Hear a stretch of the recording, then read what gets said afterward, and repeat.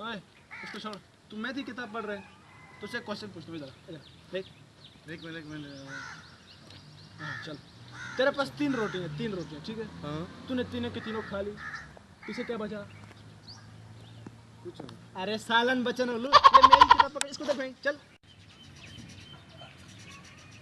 यार जोक सुन के मुझे आदिल की याद आ गई यार।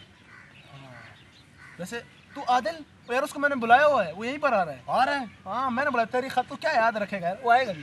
यार, वो सही जोक सुनाता है, जबरदस्त। मजा आता है। आदिल यार काश वो हमारे साथ कॉलेज में पढ़ता। अरे अभी आ रहा है, कोई बात नहीं, सिर्फ बात करना।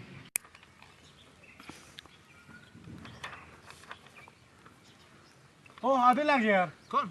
आदिल। आदिल आ गया। आदिल कैसे हो? अस्सलाम वालेकुम। अरे यार हीरो लग रहा है। मुनीर भाई क्या हाल है? ठीक हो? ठीक है हीरो लग रहा है यार सच्ची। यार, कसम से हीरो लग रहा है तू तो। थना थंग बैठो यार नीचे। धनाधन। क्या हाल है? सुनाओ ना। और सुनाओ यार, तुम्हारे कॉलेज कैसे चल रहे हैं?